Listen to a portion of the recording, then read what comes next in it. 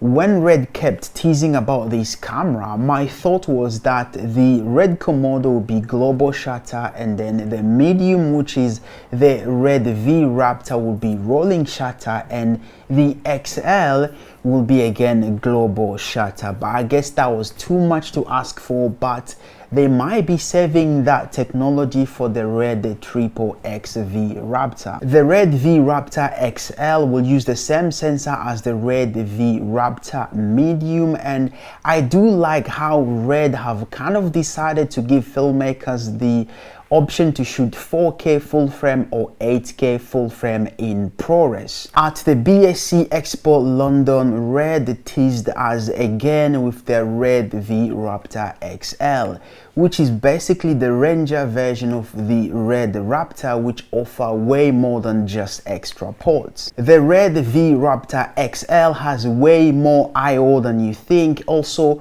this is the first Red camera to have a built-in ND, which is a very good news. Also exciting to all Red users, as they have been waiting for this camera or for a Red camera to have ND for over 69 years, and it's finally here. So let's talk about it. If you have attended the BSC Expo last week, you must have seen this camera on the display, and it was in this rotating mirror thing. And I like how Red decided to not rig the camera and put it where they had all their camera, because most people actually missed it and they thought in that mirror display they had the Komodo and the 2 Raptor. And if you missed it, don't worry, I'm going to tell you what we know so far about this camera, and I'm guessing now that they keep teasing us, we might be able to see more about this camera on NAB Las Vegas next month. But hey,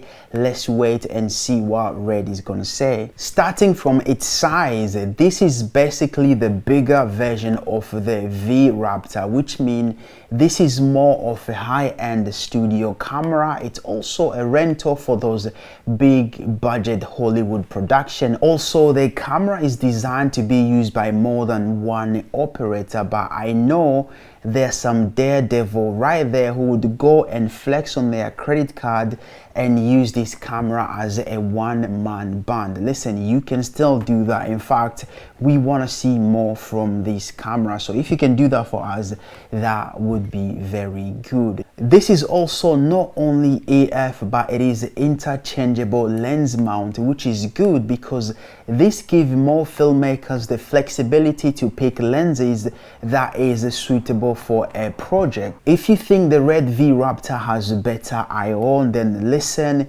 wait till when you see what the Red V Raptor XL is all about. Basically, Red have given this camera everything that people used to complain about, and there's one thing that used to irritate me with Red cameras that is no longer there, because the Red V Raptor XL addressed that issue, which we are going to talk about at the end of this video. The Red V Raptor gives you all the inputs you need all in one place, starting from SDI, USB Type-C, Genlock, Gig E, 3-pin LiMo connector, 2-pin LiMo connector. You also have some programmable buttons, dual antenna for fast connectivity, and front-facing tally light, and much more. I don't know why Red decided to stick with the full-size V-Lock battery, as I was actually hoping to see B-mount or gold mount, since Ari is trying to make B-mount battery the standard, but I guess there's going to be like an option where you can choose either V-Lock, B-mount or gold mount.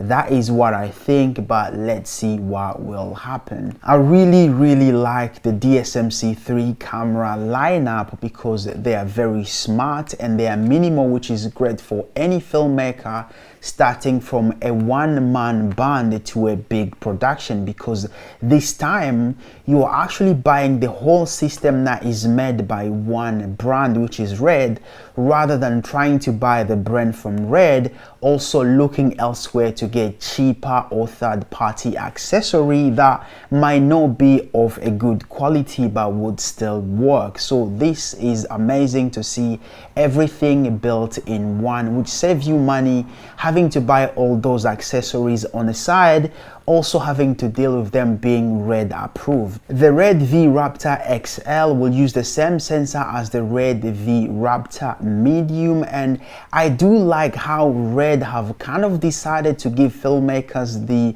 option to shoot 4K full frame or 8K full frame in ProRes. I don't know if this is Red being nice, or this is them making up for the sensor stitching issue, or just trying to offer more options to filmmaker before I redrop their Alexa Mini 4K, which might be the same price as the Red V Raptor XL, but I guess we never know. When Red kept teasing about this camera, my thought was that the Red Komodo would be global shutter, and then the medium, which is the Red V Raptor, would be rolling shutter, and the XL will be again a global shutter. But I guess that was too much to ask for, but they might be saving that technology for the Redvraptorxl V Raptor. Now let's talk about that one thing that used to irritate me about Red camera or previous Red cameras that I have used before. And if you look at the Red V Raptor XL, Red have made a purpose-built STI EVF out, which is very good for everyone that wants to use any monitors of their choice. This used to irritate me before because you actually have to buy the brand and then have to be forced to use a Red LCD. And now Red have said, listen, we have had enough. Let's give this to people who know how to make monitors. And now you can use your Atomos, you can use your port keys, you can use your Blackmagic, you can use your small HD, you can use any type of monitors you want, which is actually good. And to me, that is a bonus. And you know what else is a bonus?